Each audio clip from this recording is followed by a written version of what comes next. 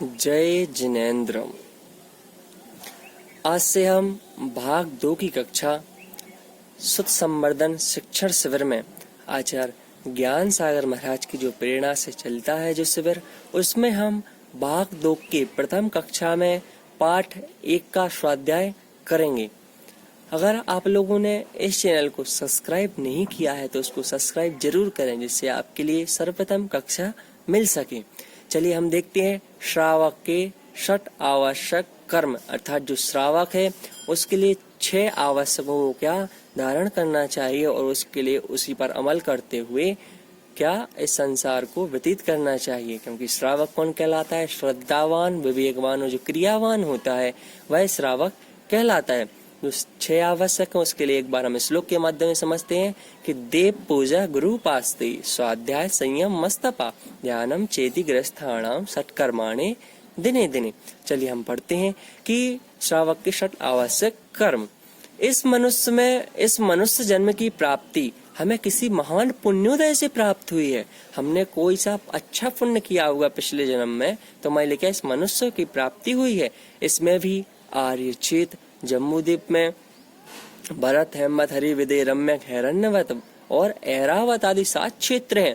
उसमें से भी हमारे लिए क्या, जो भरत क्षेत्र के उसके आर्य क्षेत्र में उत्तम कुल, निरोगी काया, हमारे लिए कोई रोग नहीं है, जैन कुल, उच्च गोत्र, सत्पुरुषों की संगति आदि उत्तम निमित्त मिलने पर, निमित्त तथा कारण मिलने पर भी जो दान पूजा आदि 6 आवश्यक कार्यों को नहीं करता है उसे आचार्यों ने किसके समान उपमा दे दी? पशु के समान उपमा दे दी है।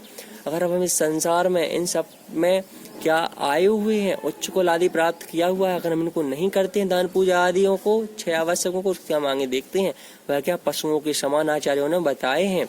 इसलिए प्रत्येक श्रावक को 6 आवश्यक कार्यों को परम आवश्यक समझकर प्रतिदिन अवश्य करना चाहिए, जिससे इस भाव में और पर भाव में सुख शांति की प्राप्ति हो। अब हम देखते हैं 6 आवश्यक कर्म इस प्रकार हैं: देव पूजा, गुरु उपास्ति, स्वाध्याय, संयम, तप और दान। चलिए हम इसको अच्छे समझते हैं बारीकी से। सर्वप्रथम देव पूजा। मन वचन काय से भगवान जिनेन्द्र के गुणों का विशेष रूप से चिंतन मनन करना देव पूजा कहलाती है। इसके लिए सर्वप्रथम छने हुए प्रासुक जल से स्नान कर शुद्ध धुले हुए धोती दुपट्टा पहनकर श्री पहनना चाहिए। श्री जी के अभिषेक व सामग्री धोने के लिए जल कुएं का ही काम में लेना चाहिए। अर्थात देव पूजा क्या कहलाती है? मन वचन काय से भगवान जिनेन्द्र के गुणों का क्या विशेष रूप से चिंतन मनन करना, उनको ध्याना। मंदिर जाए तो हमारे लिए क्या केवल मूड जो अपना सिर है उसके लिए क्या रख कर टेक कर नहीं आना है, वहां पर बैठना है। जो हमारा भाग 1 में अच्छी तरह से जो बताया जाता है कि शुद्ध वस्त्र पहनकर, अच्छा प्रासुक जल से नहाकर, हाथ में चावल लेकर, धोती दुपट्टा पहनकर मंदिर आदि में क्या जाना चाहिए और अच्छे से भगवान का क्या देव दर्शन करना चाहिए। इस प्रकार से है क्या देव पूजा कहलाती है। दूसरा, और सर्वप्रथम जिनेन्द्र देव का अभिषेक करके अष्टद्रव्य का थाल सजाकर जल, चंदन इत्यादि जो अष्टद्रव्य है उसका थाल सजाकर विनय पूर्वक सर्वप्रथम नमोकार मंत्र, स्वस्ति मंगल पाठ बोलकर अपनी इच्छा से, स्वस्ति मंगल पाठ बोलकर क्या बोलता है? सर्वप्रथम नमोकार मंत्र की महिमा, चत्तारी मंगलम आदि पाठ इस प्रकार से बोलकर। और यहाँ पर पूजन की बात बताई गई है। सर्वप्रथम विनय पाठ, फिर नमोकार मंत्र, फिर उसके बाद अपवित्र पवित्र वा, फिर उसके बाद अर्घ्य चढ़ाना चाहिए उदक चंदन तंदुल बारे, उसके बाद श्रीमद जिनेन्द्र वही वंदे जगत त्रेषम। इस प्रकार से जो देव पूजा की विधि है, क्या लेना है हमारे लिए? जो श्री विश्वनाथ स्वस्ति स्वस्ति से अर्जिता है उसके पहले क्या श्रीमद जिनेन्द्र बोलना है, और फिर श्री विश्वनाथ स्वस्ति के बाद नित्य प्रकंपाद आदि परमर्षि पाठ पढ़ना है। उसके बाद हमारे लिए क्या देव जो पूजा है उस पूजा को करके अर्घ चढ़ा के सही भगवानों के महार्घ आदि पढ़ के शांति पाठ और विसर्जन करना चाहिए, और अच्छे से विसर्जन करके 9 बार या 1 जाप देना चाहिए। और इसको एक बार और विधि देख लेते हैं। सर्वतम नमोकार मंत्र, स्वस्ति मंगल पाठ बोलकर अपनी इच्छा से देवशास्त्र गुरु आदि की पूजन, आवाहन, स्थापना, सन्निधिकरण करते हुए क्रमशः जलादि अष्ट द्रव्य के छंद पढ़कर द्रव्य चढ़ाते जाना चाहिए। तत्पश्चात शेष अर्घ चढ़ाने के बाद शांति पाठ और विसर्जन करना चाहिए। इसके बिना पूजा अधूरी रहती है। अब हम देखते हैं गुरु उपासना।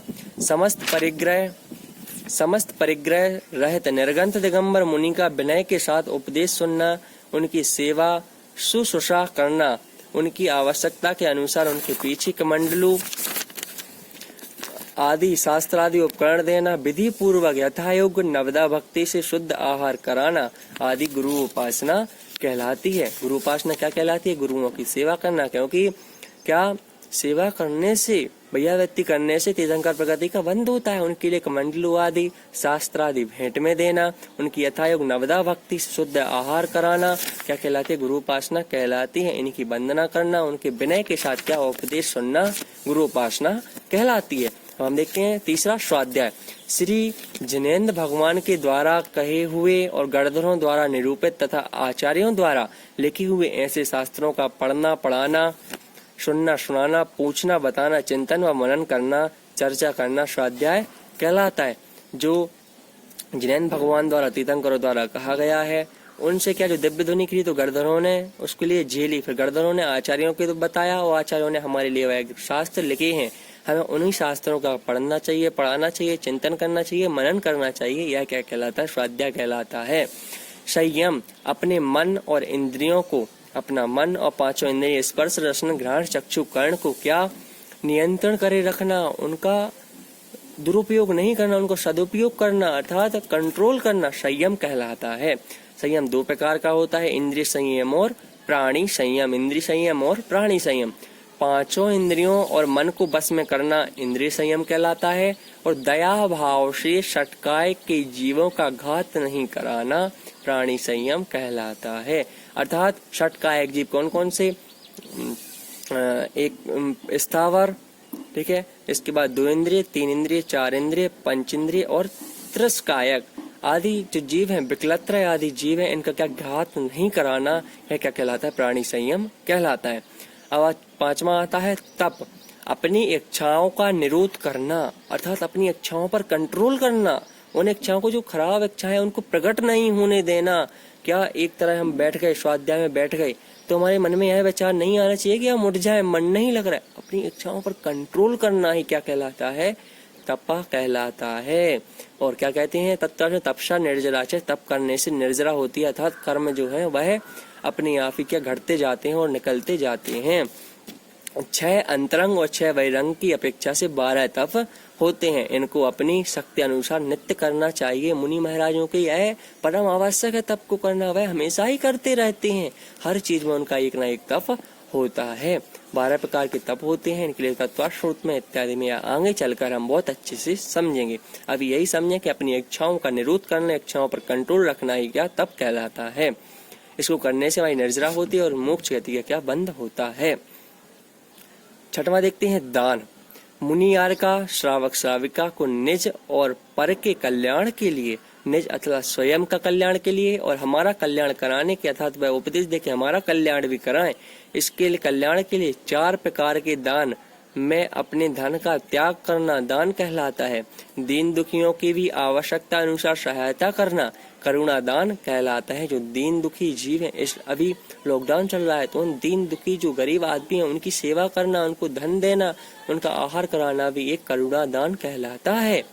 दान के 4 वेद हैं। कौन कौन से? आहार दान, औषधि दान, उपकरण दान और आवास दान। आहार दान क्या कहलाता है? खाद्य, स्वाद, ले और पेय, ये 4 प्रकार का आहार भक्ति पूर्वक मुनिराज आदि को कराना क्या कहलाता है? आहार दान कहलाता है। जो मुनिराजों के आहार करते हैं वह आहार दान में आते हैं। दूसरा औषधि दान, शारीरिक कष्ट को दूर करने के लिए अनुकूल औषधि देना औषधि दान कहलाता है। जो श्री कृष्ण जी थे वह अपनी अयोध्या में सभी मुनिराजों को क्या औषधि अर्थात उनकी सेवा करते थे, इसलिए उनके लिए तीर्थंकर प्रगति का बंद हुआ। हमारे लिए भी वह बंद करना है। तीसरा उपकरण दान, साधुजनों को पिच्छी कमंडल और शास्त्र आदि प्रदान करना उपकरण दान कहलाता है। जो साधुवादी मुनि महाराजों के लिए उपकरण कमंडल आदि देता है, वह क्या कहलाते हैं? उपकरण दान कहलाते हैं। और आवास दान साधुजनों के लिए प्रसिद्धि का प्रदान करना आवास दान कहलाता है, अर्थात उनके रहने की व्यवस्था अच्छी तरह से करना, अपने घर में कभी भी नहीं करना, यह क्या कहलाता है? आवास दान कहलाता है। क्योंकि साधुओं को घर में नहीं रोका जाता है, हम उनके लिए रहने की अनुमति नहीं दे सकते, क्योंकि जहाँ साधु रुक जाते हैं वह कमरा पवित्र हो जाता है और हमारे घर इत्यादि क्या पवित्र नहीं होते हैं, उनमें कुछ ना कुछ गलत या कुछ कारणों से पवित्र नहीं हो पाती हैं। इस प्रकार से श्रावक के 6 आवश्यक समझे। अगर इन 6 आवश्यकों को जो श्रावक अच्छे से करता है वह क्या कहलाता है? वह संसार में अच्छी तरह से रहता है और अपने आचरणों को कंट्रोल में करता है। जो सज्जन व्यक्ति रहता है वह इन आवश्यकों को हमेशा ही क्या धारण किए होता है।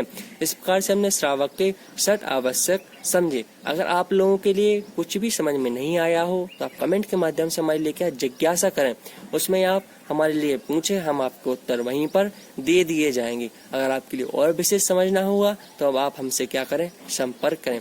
आप सभी के लिए पुनः जय जिनेंद्र। मैं रोहित जैन पुनः जो आचार्य ज्ञान सागर महाराज के द्वारा प्रेरणा से जो स्वस्थ संवर्धन शिक्षण शिविर है, आप इसमें स्वाध्याय करें, अपने परिवारजनों को जरूर दिखाएं। पुनः जय जिनेंद्र। धन्यवाद।